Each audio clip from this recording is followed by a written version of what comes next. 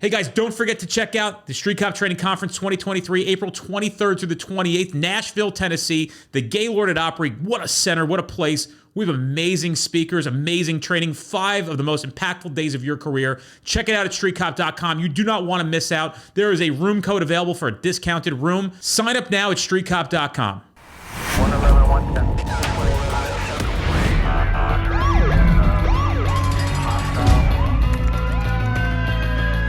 Training to be a street cop. What's up, man? How are you? I'm doing well. I've been a viewer and listener of the Street Cop training for a while. So this is amazing that I'm opportunity to be a guest. I never thought I would ever be here. I appreciate it and doing great. How about you? I'm like coming to you. I'm like, oh man, I hope I don't disappoint this guy. And like, you actually know who we are, which is great. Usually it doesn't happen.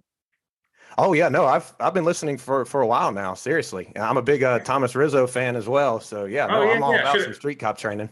Dan, I'm happy that you're here, man. I'm glad you are aware of who we are. And when did you first get turned on to our shit? When I started diving into wellness for police officers, I quit full-time law enforcement August of 2020. That's when I started really diving into who was training police officers. And yeah, I came across you on LinkedIn. I actually sent you a message on, how to do the whole networking thing for cops across the country. And you just told me, you were like, man, you need to be tenacious about it. And yeah, so that was my introduction to Street Cop. I'm glad I gave some sound advice. Well, you did. And it's very true. I mean, this is not something, I mean, I know you of all people would know. I mean, this is not for the faint of heart. I mean, if you're going to stay on this road where no one's telling you to do it, yet you're going to do it. Even if you believe in the mission, if you don't have the discipline and the tenacity to go after it, it's not going to happen.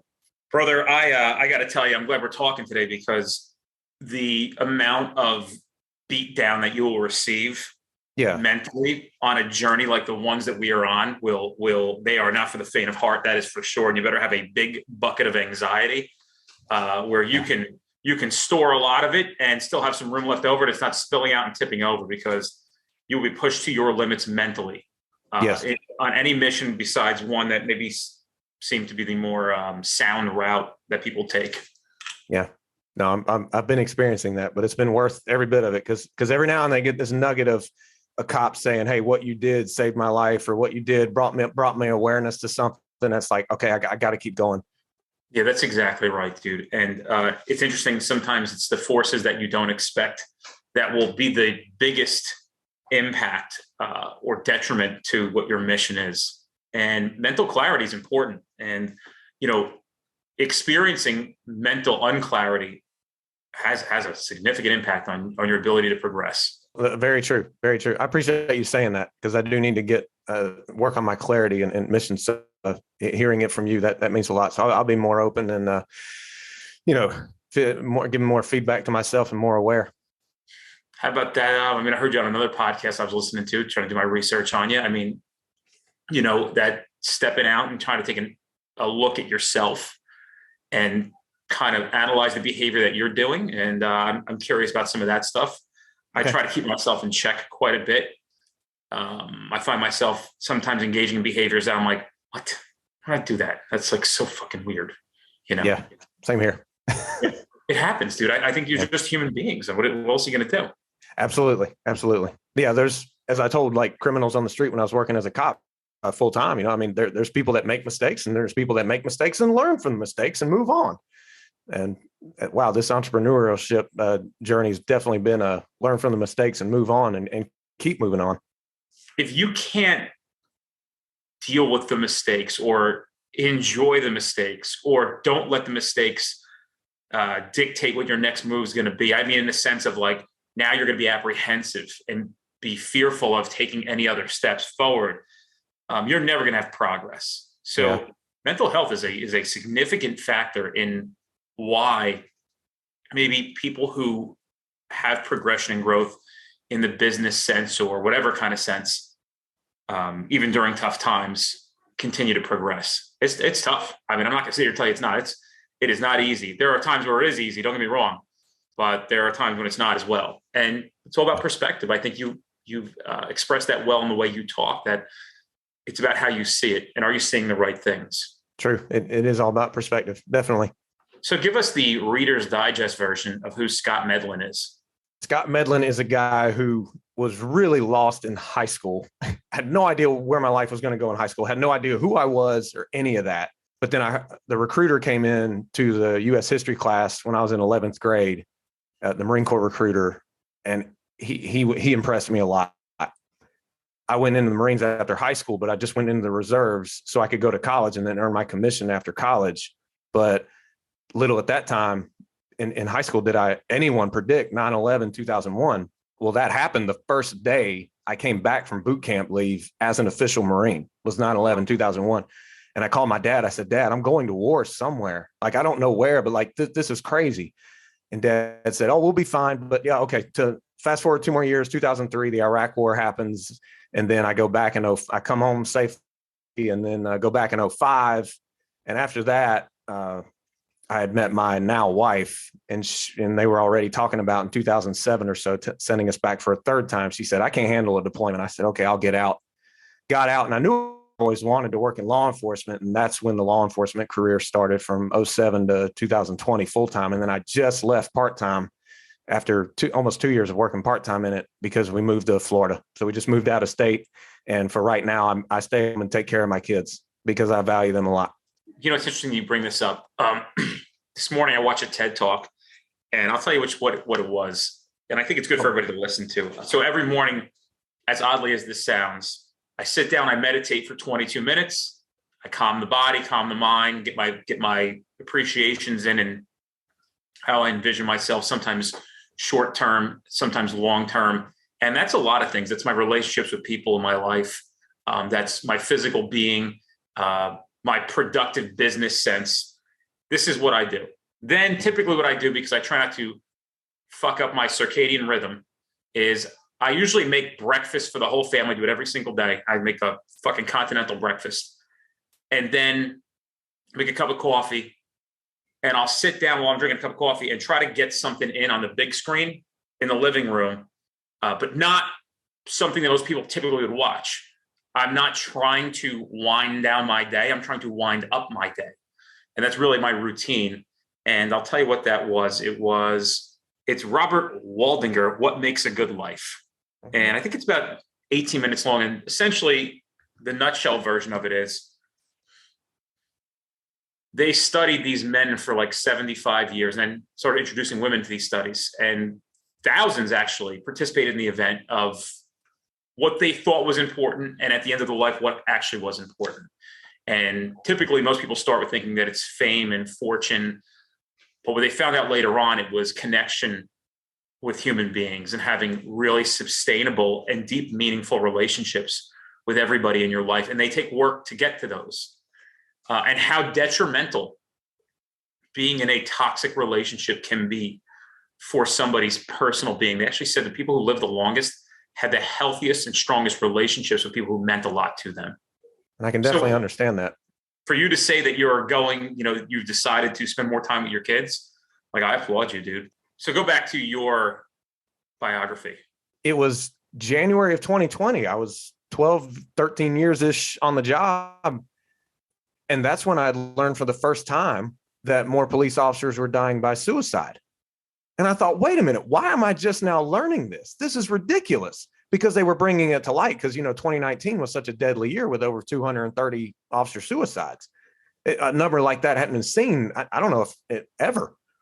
And it just burned me up inside. I said, wait a minute, you mean the depression, the addiction, the post-traumatic stress I went through? If y'all would have just made me maybe a little bit more aware of this, I wouldn't have had such steep and bad downs as I did throughout the career, and witnessed other friends of mine going through the same thing. If you would have just had training about mental health, and good training about it.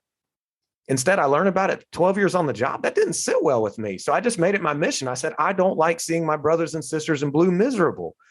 And I did as much research as I could. And I worked early mornings, late nights. And I wrote my first book, Mental Health, Fight of the Heroes in Blue. And I got it out late April of 2020. And that was the first one. And I've just pretty much been on this mission since. It just kills me that people who sign up to do a job and they're so excited to do it end up taking their own lives. It broke my heart. So yeah, I've been on the mission ever since. And I don't come to anyone as a know-it-all by any means. I come to someone as backup. someone who's been treated for depression and addiction and post-traumatic stress disorder. Like, I've been through some nasty stuff, and I just want to say you can work your way out of it. You really can. One book is called The 101 Health Tips for Police Officers, correct? Yes, that was my second book. What is the correlation between body and mind, and how important is it? To understand that it's connected. And that's something I really didn't know until I started doing my research, that negative thoughts that, like, say, for instance, a crime scene that was bloody, gory, or upsetting, heck, even witnessing a child that's been a victim of a horrific crime. And you think about that and you relive, my gosh, I didn't know our bodies were having physiological reactions to it. And essentially the mind at some points can risk not knowing the difference between the thought and the reality. So the correlation is we're connected head to toe. But also, if you're not taking care of yourself physically and you're eating a bunch of sugar all the time, because it's easy to do on shift, we always like to grab the quick and easy cookie at the gas station, or the power bars, or the monster drinks, or the pot, or coffee by the pot, not by the cup. It can really take a toll on our mental health too. I didn't know all that. What do you say to somebody who continues to misbehave with food that way? Well, the first thing I say is don't guilt or shame yourself. I still to this day eat sometimes out of reaction to anxiety. So I say, don't guilt and shame yourself. Don't say, I can't believe I just had a bad meal again, all because I felt bad. You're not going to work your way out of it because of shame or guilt, but have the mental strength to know that you do have the discipline within you to make the habit harder. Get all the bad stuff out of your house and don't bring any of it in, because you're probably not going to eat 2 or 3 cookies like you say you will, just so you can keep it in the house. Get the bad stuff away from you. Just like they say, get bad people out of your life. I mean, obviously family, you got to stay in touch with at some point, but you limit your time with toxic people, limit your time with toxic food, or just get it out of the house.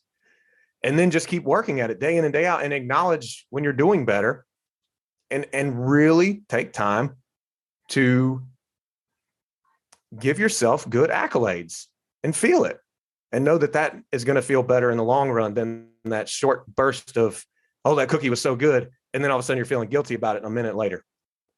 And don't get me wrong, I'm still working on this, but I'm doing a heck of a lot better. And I also recommend intermittent fasting. That's something I picked up about the last year and a half ago. And I mean, it has really changed my life. It really has. And it gets your body into, I think it's called the state of ketosis, where you won't be craving sugar as much or at all.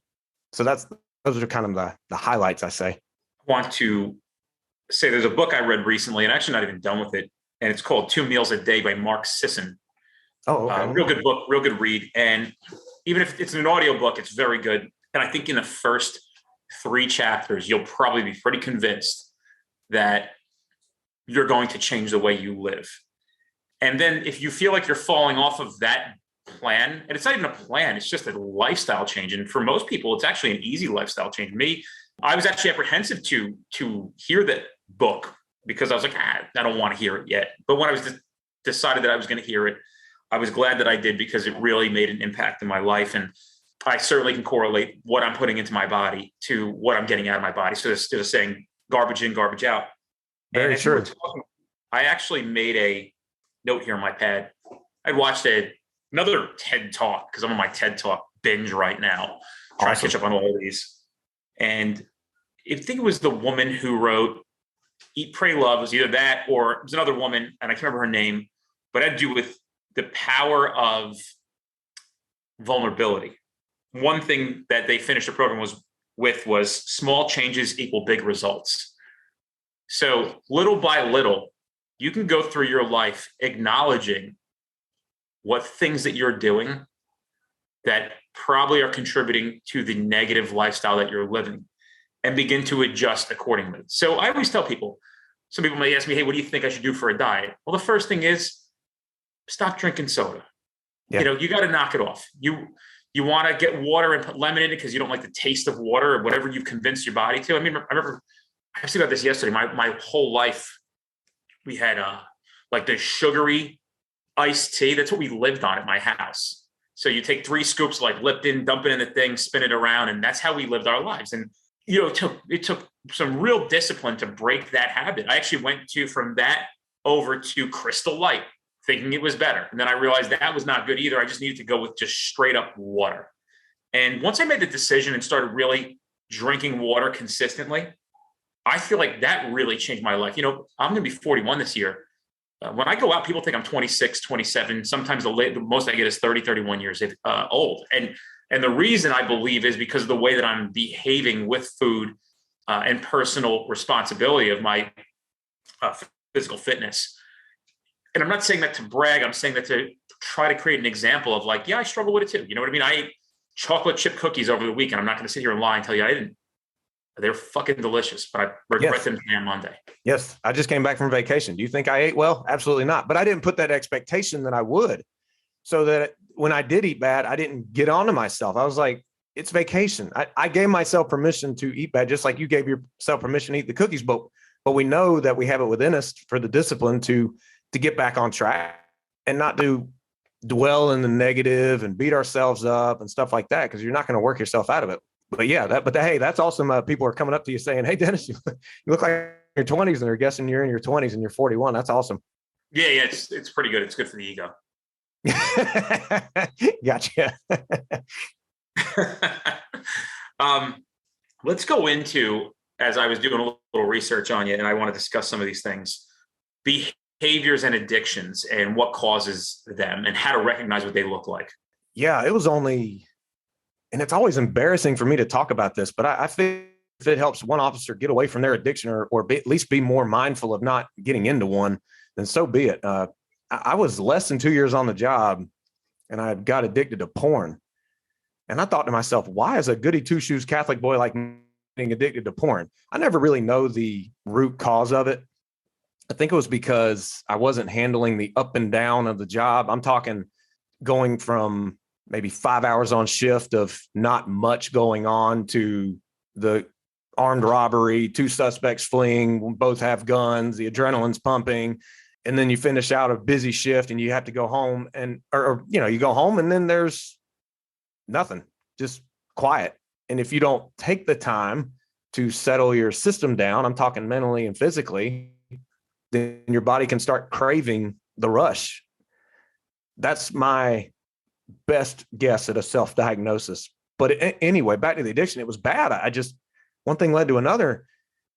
And then I'm like, I can't go to sleep. I'm staying up with this stuff. This is bad. And then about 3 months into it, I think to myself, what is life like without this addiction? And then I'm hurting for the people that I've been responding to on calls who are addicted to crack or heroin.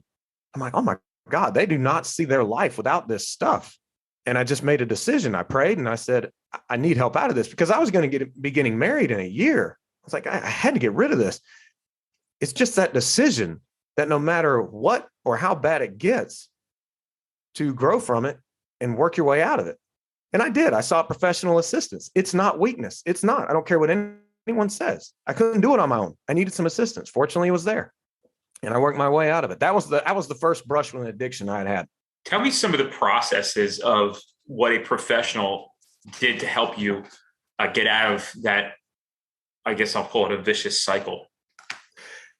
He made it very clear that the pleasure center of the brains were releasing substances we're releasing the pleasure substances. And I'm saying this in like kind of common English because I can't even remember all the scientific terms. But then the parts of the brain that release the pleasure substance would then close, and the pleasure substance was out there in the brain, therefore a high.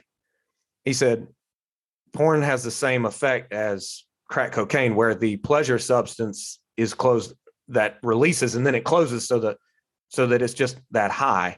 And then he said, there's something in your brain telling you that you need that stuff.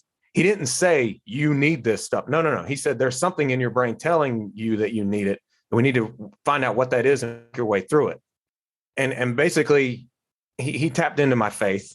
And if someone doesn't believe in God, if they're not Christian, then I went through neurolinguistic programming. It basically taps into your higher calling and says, give the images, give the temptations all to this higher calling. So I would visualize all the damage I had done, all all the stuff I had watched, and I just put it at the cross, and then and then he helped me shift my focus in life back towards what was important. Like my soon to be wife, having a good police career, not being addicted to something. And don't get me wrong, it took time, but it worked. It was just that continuous, relentless effort to not let it defeat me. You were talking before, I wrote notes that said white space on the calendar is the devil. Heard that in a book one time. Oh, yeah. Wow. So I think keeping ourselves busy with good, positive stuff is important, and staying committed to those things as well. Yeah. And doing things that are productive, because everyone can say, not everyone, but a lot of people say, well, I'm busy. But what are they doing that's actually getting a return on value, or doing that's bringing value to other people? Are you too busy on your phone checking social media? Hey, I'm guilty as charged. That's why I bring it up.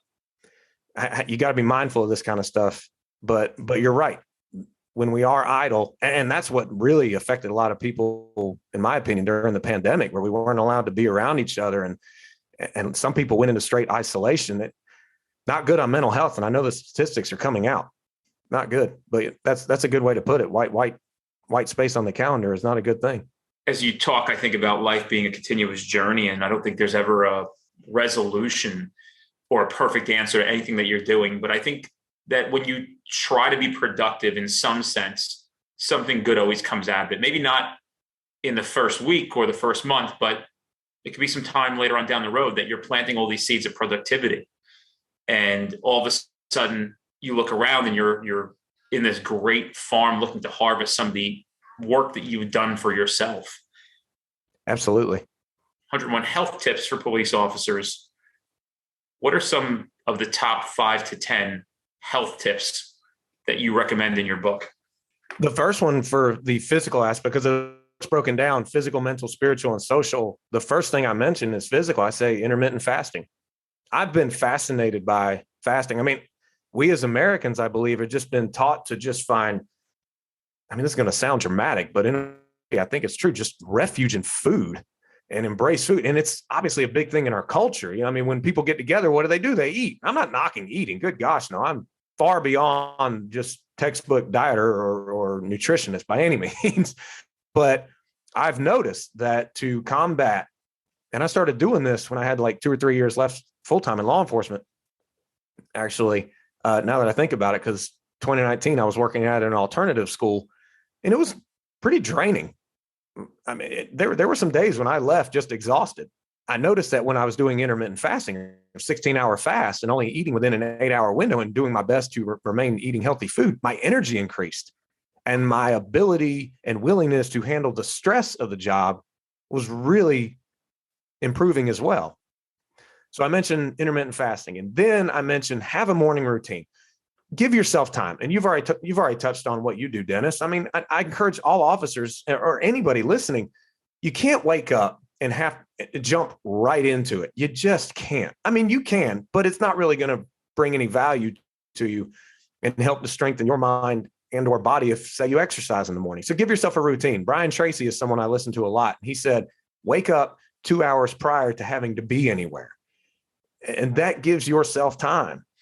And then I put a lot of quotes in the book. I'm all about reading good quotes, because what you expose your mind to is essentially what you can become. And I love inspirational quotes. So I put a bunch of them in there. So I encourage someone to do that.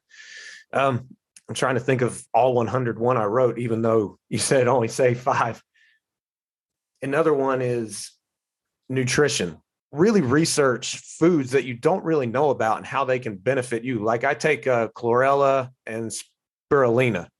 I even joke in the book, no, I'm not playing a game of Scrabble. Those are the names of them. And they help put more antioxidants in your body. So what are we down to? 4? I got one more. I say have friends outside of law enforcement. I mean, seriously, that's a huge one. And when you are with those friends, make sure they are great people who bring value to your life. If all you do is go from a negative environment in law enforcement, where it's dealing with the worst of the worst in society, or dealing with people when they're at their worst or having a bad day, because there's that saying, nobody calls 911 to tell the cops they're having a great day. And then you have the the gossip wheel and the toxicity within a department that happens, some larger than others. You have to be mindful of, are the people outside of the job who you're friends with, are they bringing negativity as well? Because you have to be able to get away from negativity, and having friends outside of the law enforcement will not only help you be able to talk about other things, but they can really help you recharge from a mental and physical aspect. They really can. And I say mental and physical because, like I said before, we're connected head to toe. I'd say from that book, those are the top 5, but there's obviously a lot more to it, and I encourage anyone to get it. It's an easy read. Sorry for all the Marines out there. I didn't put any pictures or crayons, but it's a good book. Also, over the weekend, in one of those TED Talks, between the two that I listened to, I heard another phrase that you just triggered in my brain again, because I'm trying to retain this stuff as I hear it. And there's a common saying that says, fake it till you make it. And what they say is, fake it till you become it. I love that. That's great. Sure. Start acting like the way you think you want to live your life and become. Absolutely. And become it. It's the truth. And visualize it too. See it. I mean, make believe in your mind. It can really turn into a reality. Part of my meditation process that I do twice a day. This summer, the past week, I've been a little lack thereof. And so yesterday in my backyard, I said, well, I'll just immediately go right to a meditation. It seemed like the right time. It was hot out. I was on a lounge chair reading case law. Part of my meditation process, I manifest. And when I said earlier about manifesting my physical being, I really do in my mind imagine myself as this, physically fit looking person. It's part like I'm looking down, I'm seeing a very flat stomach. I'm seeing, really, really cut arms. And it sounds crazy. It may sound a little fucking strange for people listening to it as well. But, that's the importance of manifestation. Now, I'm not sitting there manifesting that I'm going to be the president of the United States. I have no interest in that. I'm not manifesting that I'm going to dominate and rule the world. But I do manifest like a lifetime of enjoyment with my children. Yeah. A lifetime of good relationships with people, appreciation for people that I work with, and all these things, these people in my life that are important. So, yeah, I mean, I think you could fake it or at least imagine it till you become it. And it's interesting what happens when you start to manifest. People will often gawk and laugh, especially cops. I mean, people who have really no imagination into the idea that these things actually work. Sure, it sounds like some fucking hocus pocus shit. No question about it, right? You're listening to it for the first time. 26-year-old Dennis Benino would have laughed in your face, told you were a fucking nut. But at 40, 41, I'm a believer. If you told me we're going to do mescaline in the fucking woods, but it's going to help me professionally, I'm like, all right, dude, let's fucking do it. Like, is this going to be safe? But I'm just willing to try things because some of the things that I've been the most apprehensive about that I took the leap of faith on ended up being the best things of my life. Now, I'm not advocating everybody go do mescaline in the goddamn woods. I'm just saying. Gotcha. Roger that. But I did listen to that episode where you had Emily Fletcher on. She was very powerful. And I do talk to police officers about meditation. I say, wait, stop. Before you start getting all these thoughts about, I'm not going to do this, I'm not going to do that, it's too wooey. Please listen. I'm not trying to tell you to sit crisscross applesauce for an hour and a half and just go, oh, no, not at all. Like, start by just sitting a minute or going on a walk without your cell phone or listening to something. That can bring you into a meditative state. This is not anything ridiculous. And then it's kind of like working out. You can get more intense with it, do it for a longer period of time. And then just like working out, you start to see results and it brings clarity. It can help fight addictions. It can help you sleep better. And I mean, I'm not telling you anything you don't know, but for those that are apprehensive about it, I would say just give it a try, because what is the worst it could do? Probably nothing bad. So give it a try, especially if you're just in this hamster wheel mentally and physically. Everything really starts from the mind, the decision to do something or the decision to see yourself being somewhere where you're not yet, but you want to be. Then visualize it, meditate. I'm all for it. Really am. Show me a person who can get to the gym 30 days for a month, right? Get 30 days in and I'll show you somebody's going to work out for life. Absolutely. Because, dude, I'm telling you, once you start to see and envision results, which usually take about 30 days to start actually seeing some results, I become highly addictive. I mean, I don't know if I'll ever stop. And I'm trying to have a life that is completely fulfilled. It is going very fast. I'm in here for the long haul. I'm not playing the short-term game that, I'm going to get terminal disease tomorrow. What's this all worth? I'm like, y'all motherfuckers are going to be sitting here being at doctor's appointments in your 70s. I went to a blood work drawn a few months ago, and the woman said, who's your doctor? I said, what do you mean? And she said, who's your practitioner? Who do you see? I go, I haven't seen a fucking doctor in like 15 years. And she's like, what do you mean? I'm like, I don't go to the doctor. I haven't been to the doctor in 15 years. I don't know what you're talking about. Like, I can try to go back to the last time I saw a doctor, but I've been to the dentist. Like I said, my dentist is like every 6 months, right? But I haven't had to see a medical practitioner. And I don't know if it's the luck of the draw, but I'm certainly believing that some of my decisions in life, there's a saying I love. It says, you want to do an hour a day at the gym now or an hour a day at the fucking doctor later? Your choice. Yeah, no kidding. Really. And unfortunately, with I think the line of work of law enforcement, it can bring so much stress that's why people get sick. I had so many, I'm not going to say so many, but I could count on one hand how many cops I knew who were getting cancer. And I mean, obviously we don't know exactly what caused it, but I mean, wow. I think the stress and the up and down and the shift work and all that really had something to do with it. So life choices are extra important within the law enforcement career, especially because just like you said, I mean, an hour in the gym can prevent an hour in the doctor later on. That's why it's all the more important reason to take care of yourself. But that's pretty awesome. You haven't been to a doctor in 15 years and they were shocked by your blood work. A lot of people are on prescription medication. They just automatically ask the question, what medications are you on? Or they don't ask, are you on any medications? They say, what medications are you on? And I say, I'm on nothing. They're like, what? You're on nothing? I mean, my dad, he's the same way. He's going to be turning 70. And they say, what medications are you on? Nothing. And they're like, what? Huh? What? So yeah, I get it. Life decisions.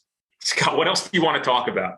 I would say what I noticed in a lot of while going through law enforcement and seeing Americans in general, busyness, stress can be worn as like a badge of honor with some people, and then also surviving until retirement and then being happy when retirement comes.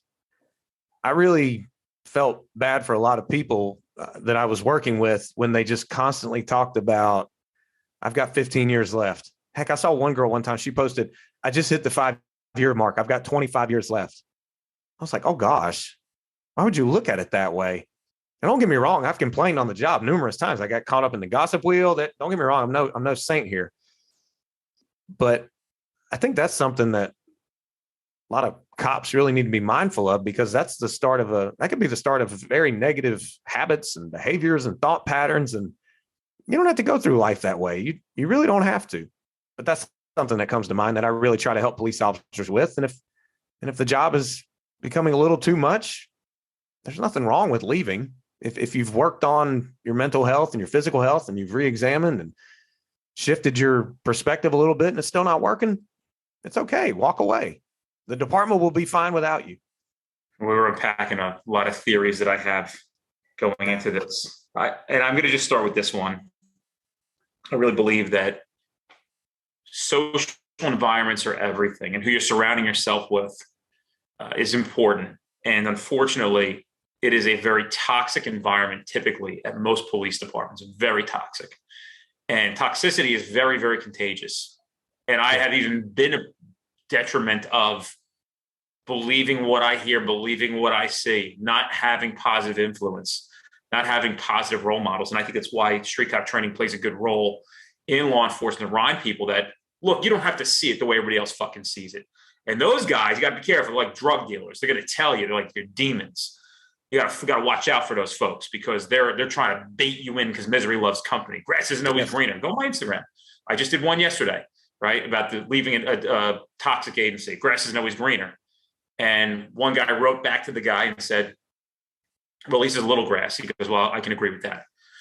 But when I see somebody commenting things like that, I say to myself, man, I just can't imagine mentally where they're at and how troubled they really are on the inside and how guarded they are on their ability to put the walls down and explain where all that comes from. They'll never do it.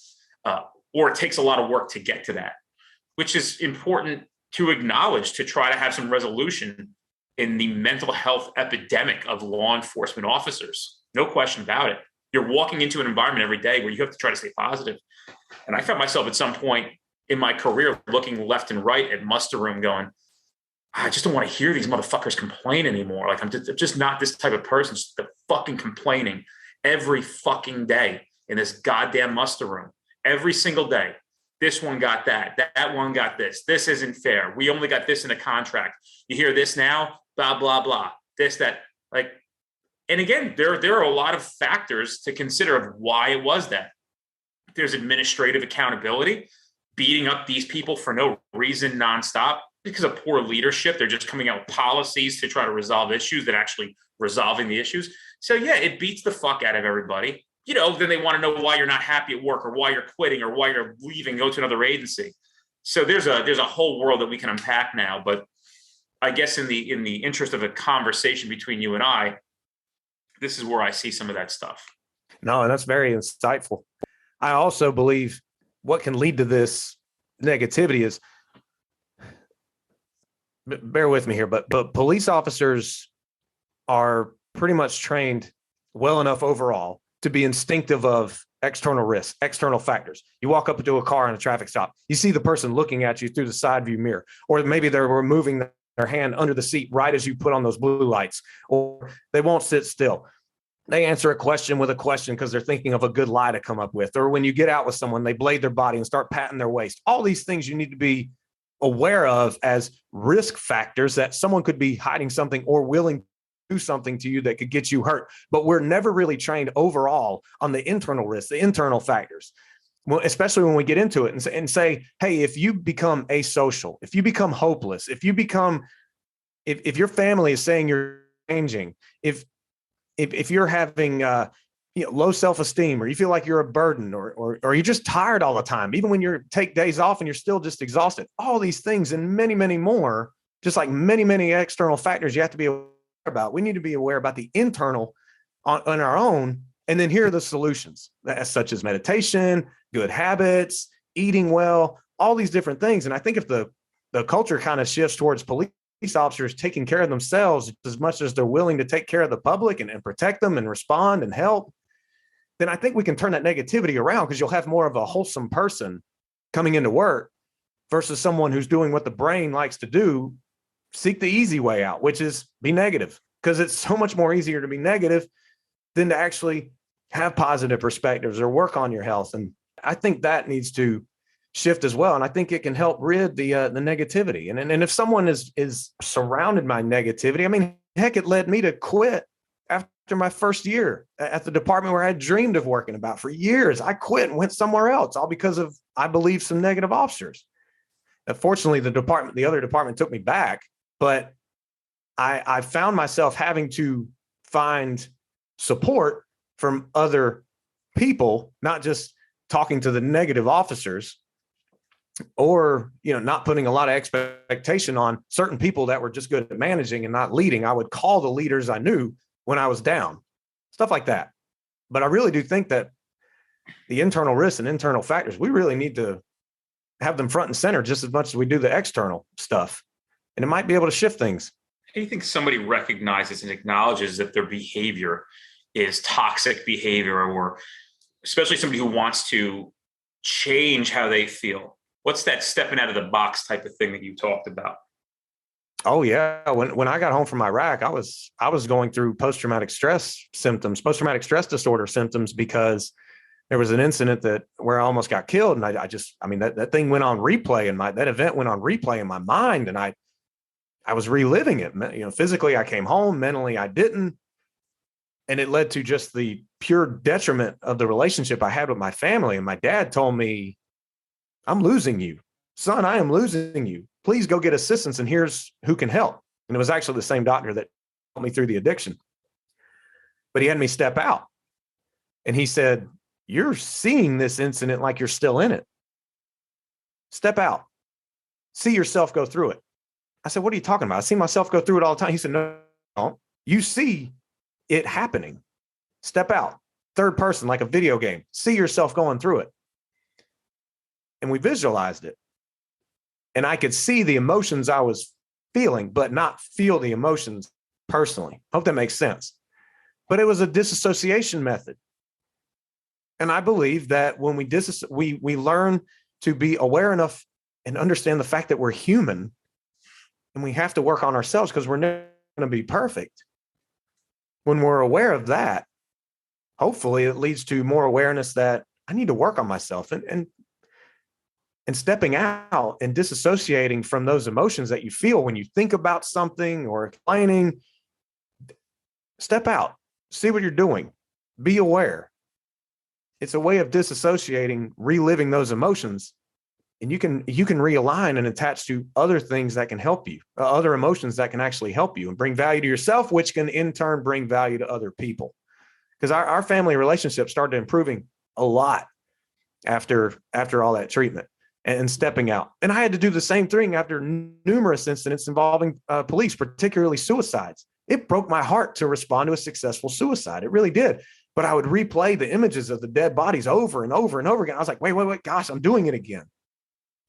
And one time I did go get assistance for it or opened up about it to my wife, just to disassociate from the negativity that we're constantly fed and or feeling because of experiences on the job. How important is it to find somebody when you're talking to them who is not going to cast judgment on you? There's obviously that level of trust. This is why I sought professional assistance quite a bit if I knew something was bothering me, because I didn't really feel confident enough to confide in anyone at the police department when it came to actual mental health symptoms that I was negative mental health symptoms that I was going through. And for all those cops out there who think, oh, if I get professional assistance, it could reflect bad on me in my career. I'll just say, I can't speak for everyone, but for me, I went through 10 years of counseling off and on. The department never knew about it. And it never affected, the confidentiality. I mean, they never broke the confidentiality. So that's just a bar. I just wanted to say that, if you probably helped you in your career. Yeah, absolutely. It did. When I was going through those lows, I had to work my way back up. But when someone is judging you, it's an opinion. I value more what I know about myself than someone else's opinion about me. That's why I open up about the addiction I went through. That's why I open up about the symptoms of post-traumatic stress disorder. Because if someone's going to judge, they're going to judge. But to value yourself enough to know that something may be wrong or something's bothering you and you need outside assistance, don't settle for the opinions of others. Seek growth so that you can become that much better as a person and work your way out of these hard times so that they can make you stronger and not defeat you. That's really what I say when it comes to, casting judgment, particularly at work, the old alpha male setting where it's, I'm too tough to get counsel. I'm good. I'm fine. What's wrong with you? Nothing's wrong with me. I'm just bothered by something and I'm going to seek my way out of it through healthy habits and so forth. Scott, where can people find the book, find you? I have a YouTube channel. It's slowly growing, but I've enjoyed having it for the last almost 2 years now, the 10 Code Mindset. And I do police topics as well, just because I was in it for so long. And then if you go to Amazon.com, you can type in my name, Scott Medlin, my books come up, or you can go to my website, thescottmedlin.com. I'll be speaking at a police department in the next few weeks. Look forward to training them.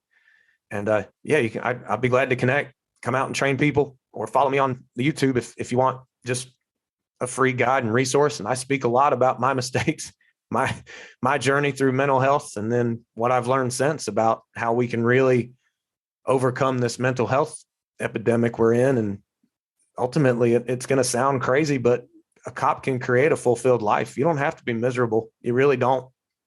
Hard times are going to come. That's going to happen. But how you react to it and what you get out of it, that's what's important. I want to end this podcast with something I said earlier, because I think it's important and I don't want people to miss it. It was small changes equal big results. So Small changes, what do I mean by that? A little bit just to give some context. You're hungry, you're seeing McDonald's, you move on past it. You figure it out. You employ the discipline to not eat McDonald's that night. and find something healthier. Or if you have to eat McDonald's, the only option you have, you opt for the salad and like see how you feel after eating the salad. And if you're still hungry, eat another salad. But it's those small changes. It's something simple as if you're going to get a hamburger, maybe get it without cheese. Maybe get it because processed cheese is horrendous for you.